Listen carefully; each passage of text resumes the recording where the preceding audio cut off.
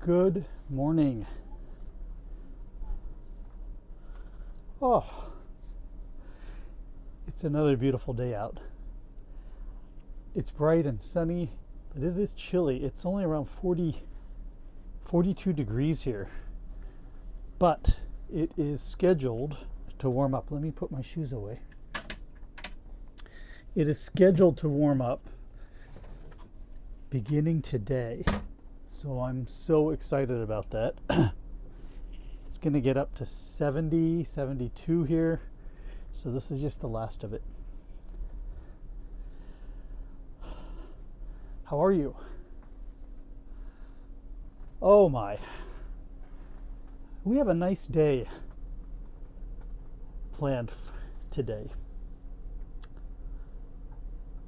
I've got a couple surprises for you. Let me come join me in the lounge. I need to sweep the floors anyways, but come join me.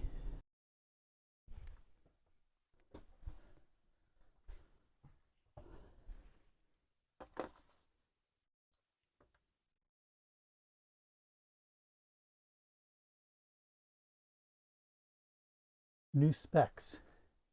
You like my new glasses? Funny story.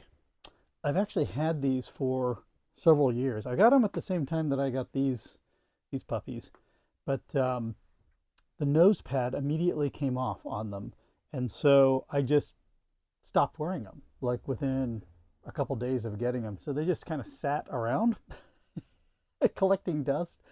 And so just the other day, I finally said, "Come on, Neil, really?" And I went and got the nose pad fixed, and oh my gosh, it's so much nicer because when I'm on my iPad, these are calibrated so that I can see the iPad. They're not calibrated for distance or anything. So oh my gosh, when I'm answering questions and things like that, or on YouTube, then it's so much better. I can see everything so clearly. It's wonderful. In any case, I got them on now. You'll probably see me a lot more in these. So what's on the agenda today? Well, I have a couple surprises for you. The first thing is just we're going to get underway here, and we're going to go just down the road, not too far, and the super bloom is happening here in California. So I found a great little spot. I love going out and exploring in the RV, and I found a great little spot that's just so picturesque and so beautiful. And we're going to set up for the day. We're going to set up there, and we're going to enjoy the scenic beauty of this area. You're not going to believe it. It's really something. So we're going to do that, and then we're going to break fast. And there's a little place right around the corner from there. Again, I just discovered by just kind of driving around, and we're going to park the van right outside this place, and we're going to break fast in there. And it's really cute. It's this old schoolhouse slash ranch, and you would almost not even know that this place is a breakfast place, because there's really no signs or anything outside, and it's off a main, not even on a main street or anything like that. But we found it, and I like the breakfast there.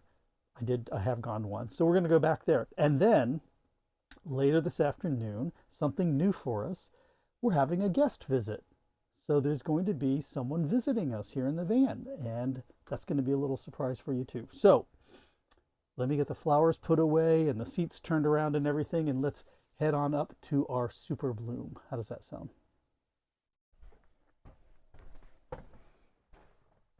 Let's hit the road.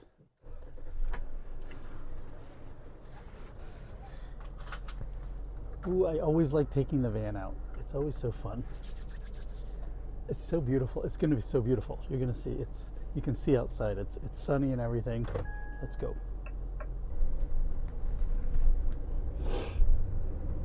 I really need to take the van and get it cleaned. I haven't cleaned it in so long, but it's okay. We go for the adventures. We're just driving by the neighborhood swimming pool out here. There are swimmers swimming. I know it looks warm, but what is this? It's the nav screen says it's 45 degrees out. I don't know. They are really brave. I got to tell you. That's something. Anyway, here we are. Well, we're not there yet, but we're getting there. We're just exiting my neighborhood.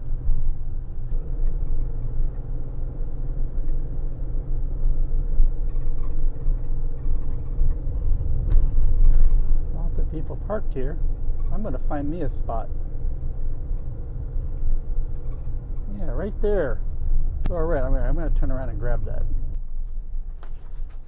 I have gotten pretty good at parallel parking this thing.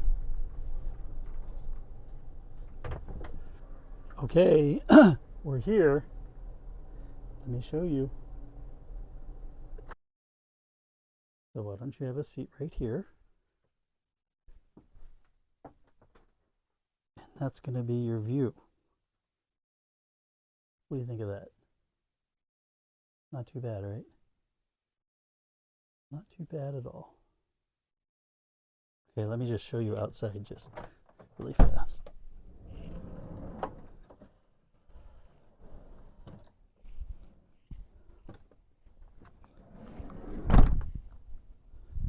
So across the way here, see, we're just on this little hilltop, and beautiful green hills there. That's Mount Diablo over there, an extinct volcano, and then just panoramic views 360. And there's where we're going to be this morning until we go get breakfast.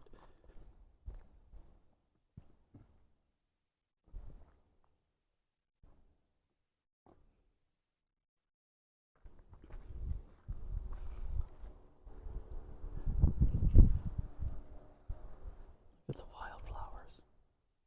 Oh my goodness. They stretch all the way down the hill down there.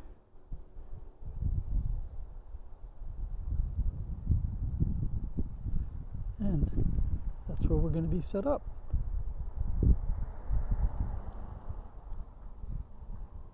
All right, well, not a bad setup, right? All right, let's head back inside, and I'm going to get a cup of tea on for us, and then we can just kind of get the morning started nice and easy in a beautiful setting like this. Thanks for joining me.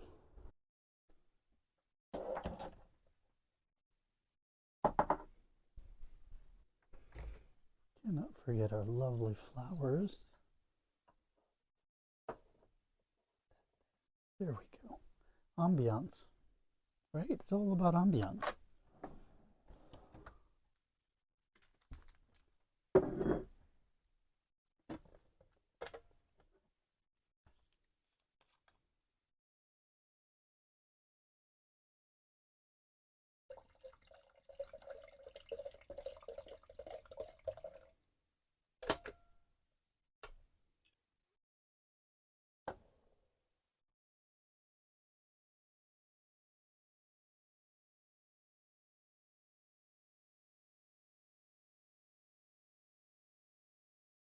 Oh, it's that favorite tea of mine, the mint tea, the herbal mint tea. Really lovely. So later today, we're going to have to break camp. Well, we're going to break camp anyways because we're going to go to break our fast shortly here, probably in less than an hour. I want to show you this little place. And then after breakfast, we can't come back here, unfortunately, but we'll come back here again. Worry you not. We're going to go to a different location where we're going to meet with my friend, the person that's going to come visit us. So it's going to be a fun day.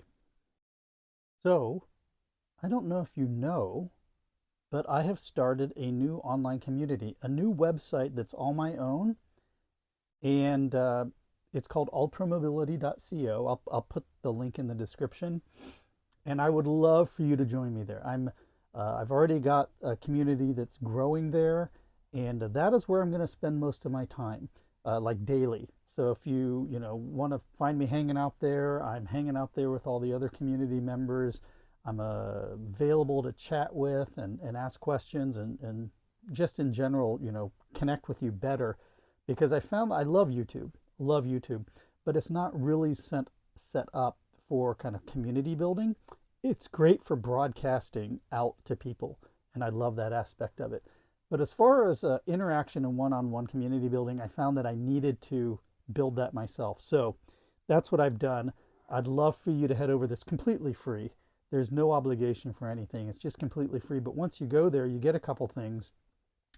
I have a question and answer forum there where people, that's primarily now where I will answer questions, and then eventually they'll make their way onto YouTube. But if you have a specific question, you can just ask it right there, and then I'll do a video response for you. And also I do early releases of these videos. So the van life videos, I do early releases there, and you can check it out before it gets released on YouTube. And then there's just other people like yourself who are RV enthusiasts, Class B enthusiasts, fans of ultramobility. They're all gathered there, and there's a forum for all of us to meet and greet and talk and all sorts of things. So please check it out if you get a chance. It's ultramobility.co. It's completely free. You'll see that I offer some one-on-one coaching sessions at the top, but if you scroll down toward the bottom, there's a section there. It says Ultramobility Community, join for free. You can just click that button. It takes 3 seconds, and you can get in, and it would really help me out, and I'd really enjoy seeing you there. So hopefully I'll see you at ultramobility.co soon.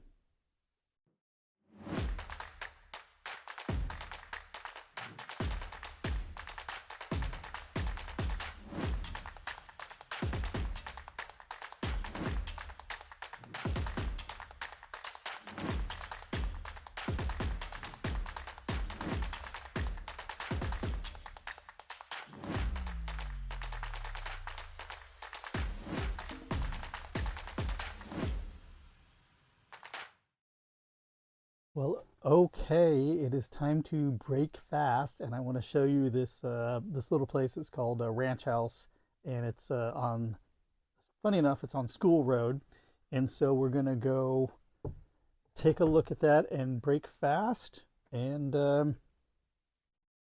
continue on with our lovely day. Let's go do it. I did our little quick walkthrough. I always do that, just making sure the flowers are away, everything's put away, step is in, awnings in, all of that stuff. I'm going to make a checklist, and I'm going to make that available on our community. So if you want the Ultramobility departure checklist, then head on over to ultramobility.co and get it once I create it. Right where that little white gate is and that lady is going in, that's where we're going to go. Right there. Oh, it's open. Yay. Okay. And look at all this stuff on the left. Look at this. Look how lovely this looks.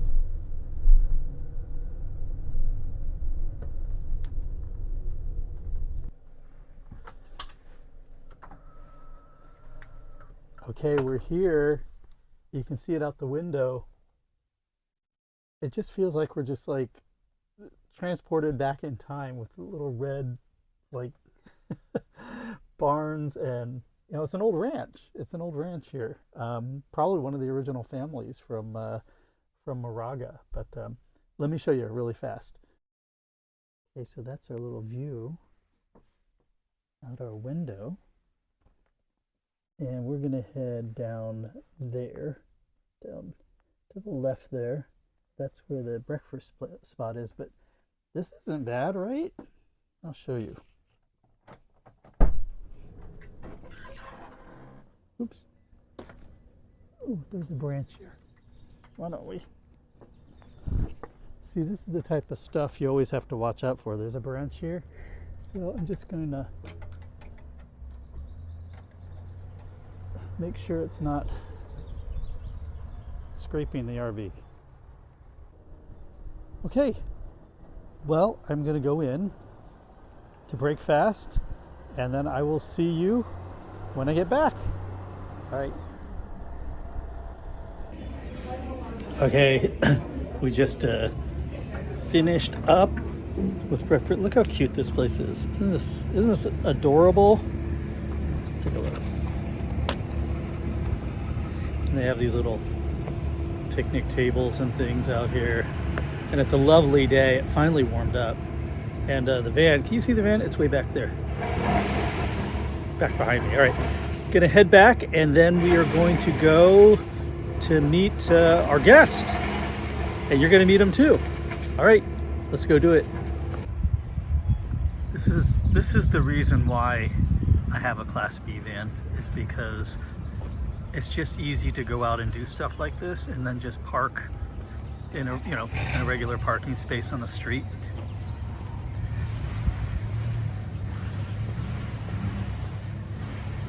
If you like wanderlust and you like exploring, then a Class B van is for you.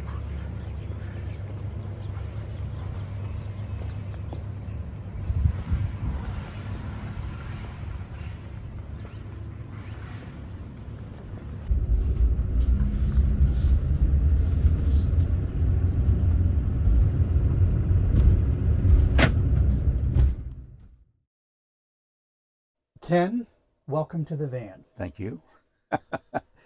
It's nice having you here. Today we're going to talk a little bit about your long background in the consumer electronics industry, and in particular the home computer industry. Mm-hmm. It's an interesting story, and I thought that other people would find it interesting as well. Mm-hmm. And what we're talking about is the nascent industry. This is the industry in the mid 1970s, back really even before the average American had even heard the term home computer. Right. And yet you were involved in the first home computer that ever made it into a major retailer. That home computer being a computer that no one's ever heard of, the Cybervision home computer. Yeah, right. Developed out of Columbus, Ohio. And so I'd like to just hear your story about how did you get involved in the home computer industry? What did your journey look like? You never know where life's going to take you and what circumstances in your life are going to force you into certain directions. And it's just by happenstance that I got into the business, kind of sideways. And late, I would say, in my career.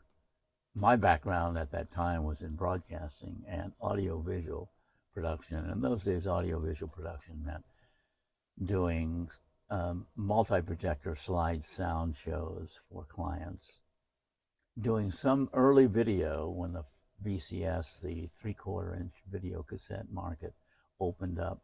The company I was working with at the time, I was working as part of their television studio. And as part of their business, they had an electronic division. And they were hired, that electronic division, basically by Montgomery Ward, who was a giant retailer in those days, like Sears. Sears and Montgomery Ward were probably the equivalent of Walmart today. And so they basically hired this electronic group to build a home computer.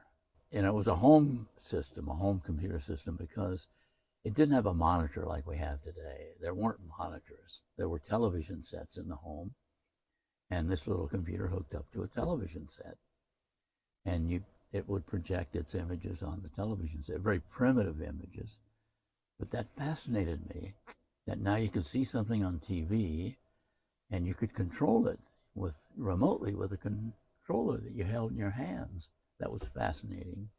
And so I was hired in to basically do the soundtracks. That was what I knew.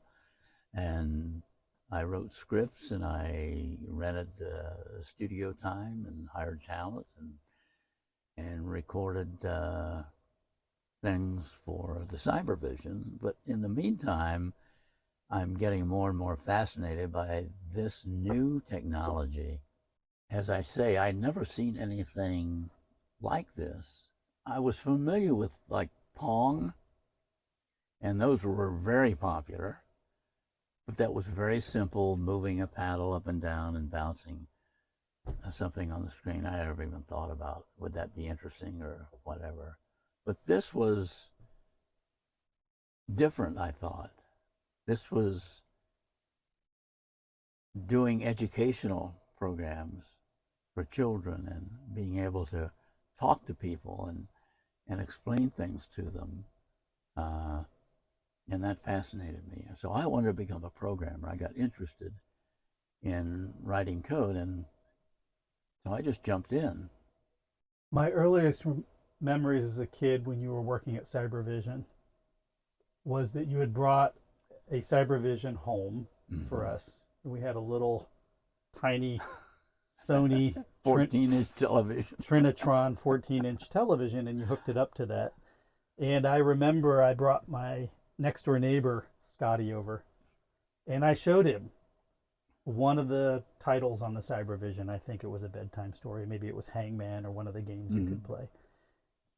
And I handed him the controller, and he could do things with it. He could control the submarine on the screen, or he could change the color of the flowers in this bedtime story that was being told. And I remember the look on his face. It was just sheer, like he was looking at magic. Like he couldn't understand. All these years he had watched television. It was a very passive experience. And yet here he was on the same tube, on the same device, now interacting. And you just saw these light bulbs and connections going off in his head as he was experiencing this. And I imagine it must have been very similar for you, with the added dimension that you were also now learning how to program and create these experiences for other people. Oh, exactly. There were no tools. There was nothing. Nobody knew anything what they were doing in those days. There wasn't an industry. There wasn't a personal computer industry. There wasn't a home computer industry. And give us an idea of what it was like back then to program, to actually program one of these things that was being developed. It didn't exist. There were no courses you can take in college. There were no books written about this. There were no mentors you could call up. There were certainly no YouTube videos you could watch, right? I mean, if we talk about an industry, a nascent industry that's very complicated, you're developing literally the hardware that this code's going to run on in briefcases. Right. And yet you were creating these sophisticated programs, fairly sophisticated for their time. They had narrated audio, they had animation, they were color, the audio and video were synced together. Pretty sophisticated stuff. But what did it take to create content like this? What did it look like? Today we take it for granted. We have compilers, and we have all types of tools that help us do sophisticated artwork, and we have sound tools, and we have all this incredible wealth of technology and tools behind us in order to create the incredible apps that we have today. None of that existed for you. Right. So what did it look like? How did you, and you weren't even a programmer at this time. Well, they say necessity is the mother of invention. So when Montgomery Ward, probably the second largest retailer in the country, orders 50,000 units of this computer and puts you on the first 2 pages of their fall and winter catalog, which is like this, and you have promised to deliver them like 24 programs by Christmas. There's the necessity. So you get busy and figure out how you're going to do this. It's almost like, oh my God, they signed the paper, now what? And so we had to just go invent this stuff. Look, we've got to be able to have non-programmers create content. How can we do this? So that was the key. Right. John and Joe said the only way we're going to scale is to bring in non-programmers, creative people that didn't know anything about code, and so they came up with an interpreter called Michael. MICAL, microprocessor authoring language. And they wrote this interpreter to sit inside in memory of the Cybervision. And it would interpret code that these non-programmers were creating. They didn't know they were writing code, but we had a system to tell people this is what you do. If you want to create a picture, and we had layouts with like grids on it, and they would manually color in which pixels they wanted to do, and they would translate that into ones and zeros. And the ones and zeros, then we teach them the hexadecimal system. That's what that meant, you know. And they'd write this program just doing just that. And that became code. Then they'd enter this code, which was basically assembly language code, into a computer, a file, and that the Michael interpreter would read. They would use these to write the ones and zeros, basically, that make up code. Basically, a computer is reading ones and zeros. That makes sense. If you have a series of these, kind of like tapping out Morse code, it'll mean something to the computer. So that's what they were doing. You know, they didn't realize that they were writing code. You know, it was brought down to the simplest form. Just, if you want to draw a picture, then just color in these pixels. The colored ones mean 1 and the non-colored ones mean 0. And then read that across and write that number in over here, you know. And the interpreter would read that and present those pixels on the screen, and there would be an image, right? And so literally pen and paper. Literally pen and paper. Like storyboards Yeah, is what you're describing. Exactly. So and we did have storyboards, by the way. We had to have. That's where I came in. I knew that if we were going to do audio tracks, if we were going to do programs, you had to have a storyboard. You know, what's showing on the screen visually? What is the dialogue out here, right? And we created forms for that, and quite innovative, actually, when you think about it. And so all of you were busy creating these storyboards and learning how to do, you know, thanks to John and Joe and Jim McConnell, who created this special hardware, start storyboarding, creating programs. You're time sharing one of these very special units, crossing your fingers that it doesn't go down on you. Oh, exactly. I imagine you have some sign-up board like we had in college for sharing the resources. Had to do that. And you'd reserve. I remember like John Powers would get in early in the morning, and the day before he'd reserve like 2 hours in the morning, say from 8 o'clock till 10 or 10:30.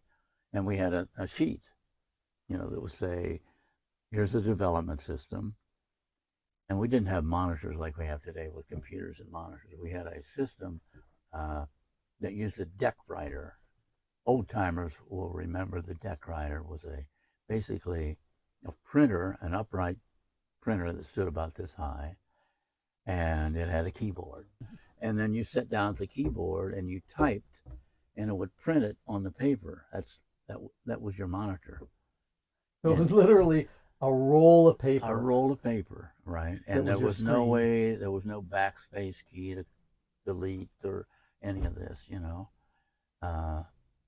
It worked. And even in on the development system, we had a system called the Cosmac development system. It was meant for the RCA 1802, which is the microprocessor that we used.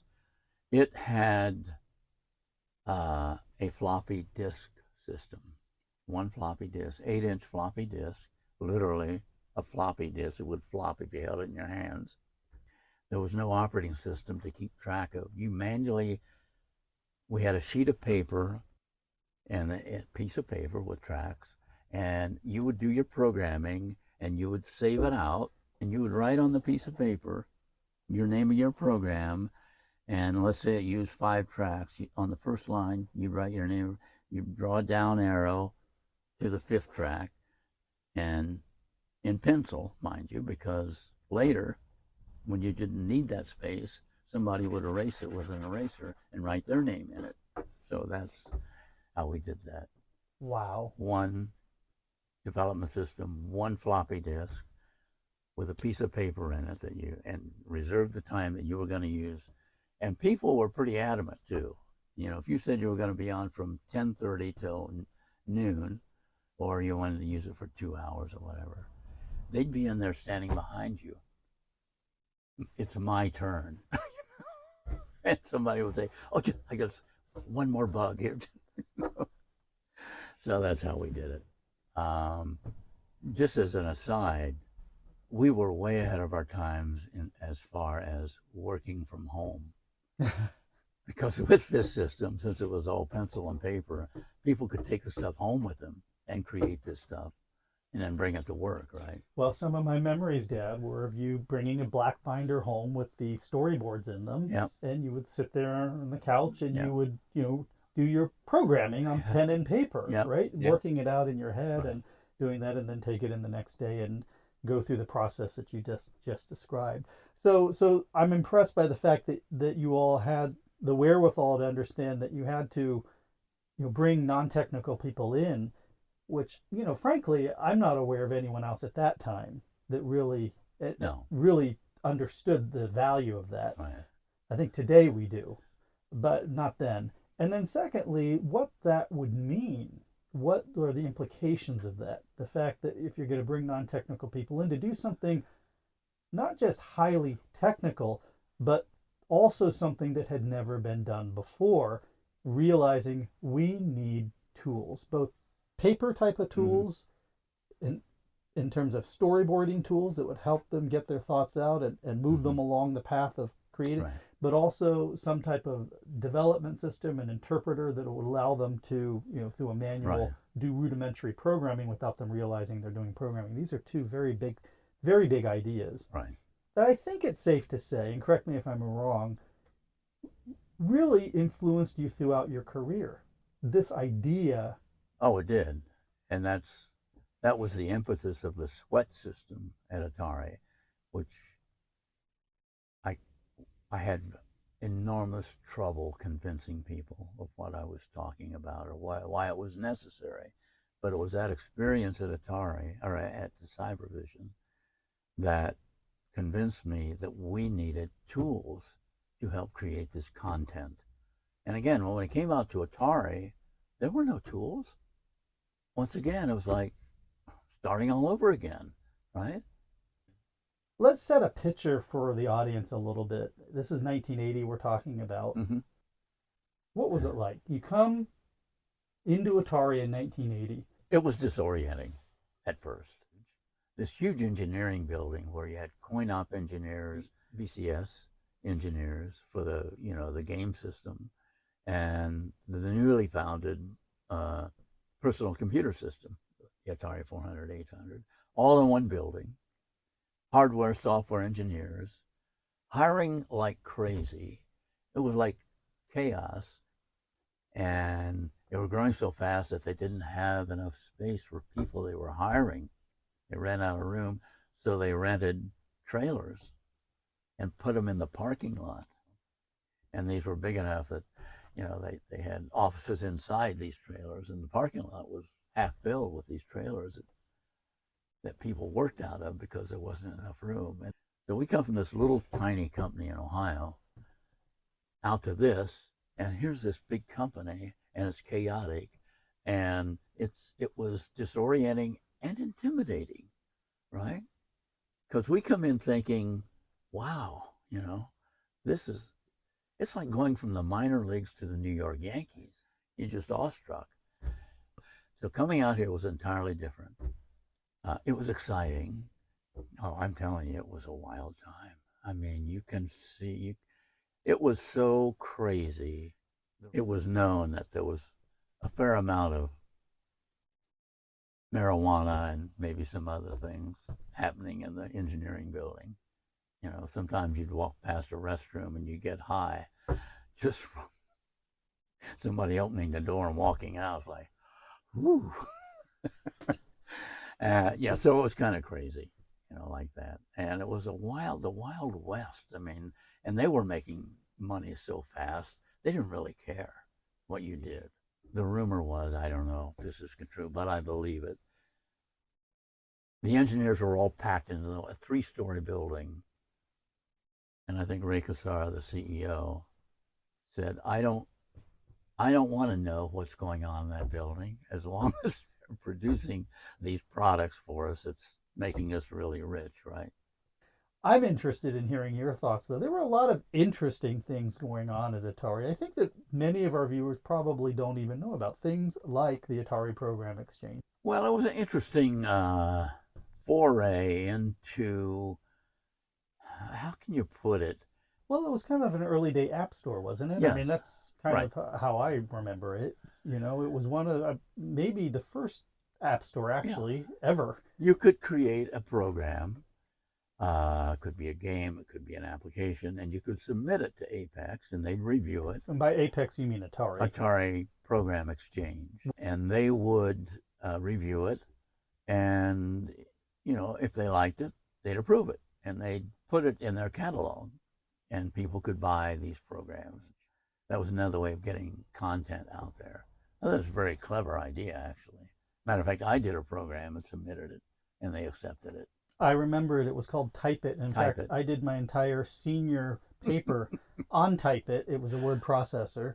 And I was the only student in my class that turned in a paper from a word processor. Back in the, no one had heard of a word processor. Everyone else had Right. used typewriters. As I remember, the distribution model, so to speak, for the Atari Program Exchange was a quarterly catalog. You would open it up, and there would be, like today's App Store, there would be productivity software, there would be games, there would be whatever, and then they would just list it with maybe one screenshot and then a little description and a price. Yeah. And then at the very back of the catalog, there was a little card you could rip out, and you could fill in and say, I want to purchase this, and you'd stick your check in and send it in, and they would send a disc back to you and with the program on. But it worked, right? I mean, it was really innovative for its day. I mean, as far as I know, no other company had an app store like that. In fact, I had heard, I don't know if it was Jack Tramiel or someone else that said that the most valuable part of Atari, if I were to buy it, would have been the Atari Program Exchange.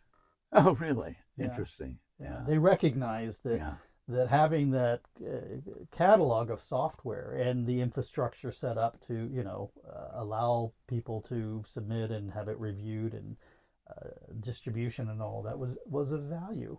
I'm curious to know, can, if things had been different, and let's say instead Warner Brothers, instead of pulling the plug, had just doubled down and said, you know what, we believe in this industry, we think we can be the number one player, and we're going to just continue to back this thing and get through it. How would the industry look different? Well, I think it's possible that Atari could have been the next Apple. They had two very fine systems, the Atari 400 and 800. They're very advanced, reasonably priced, had some decent programming tools, and so forth. So I think it would have been extremely competitive with Apple.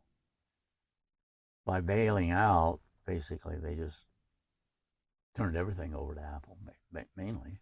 So if Atari had not given up the game, so to speak, they would have been the first to market with an app store. They would have had a robust tool set to allow a lot of developers to create a lot of software. I mean, things could have been really different. You could have had a huge, you already had a great library. You could have had a much larger library of professional software from professional publishers through the Atari Program Exchange and your tool sets. It just could have looked really different. Everyone could, have an Atari at home. That could have been, that could have been the reality. But alas. Yeah. Well, unfortunately, hindsight doesn't win any. It doesn't win any awards, doesn't win any races, does it? Yeah. Well, I hope you enjoyed that talk with my dad, with Ken. I plan on doing more interviews like that. There's a side project that I'm working on where I have quite a bit of contacts in Silicon Valley, and like old school contacts from the early days of Silicon Valley. And so I plan on using the van and going out to wherever they may be and interviewing them. So my dad was kind of the first test subject for that, and I really want to thank him for making himself available and helping me out there. All in all, a really wonderful day. Spending it with people you love, going to beautiful places. What more is there? All right, I'll see you next week in our next video. Thank you so much for joining me. Take care and have a wonderful rest of your day. Bye-bye.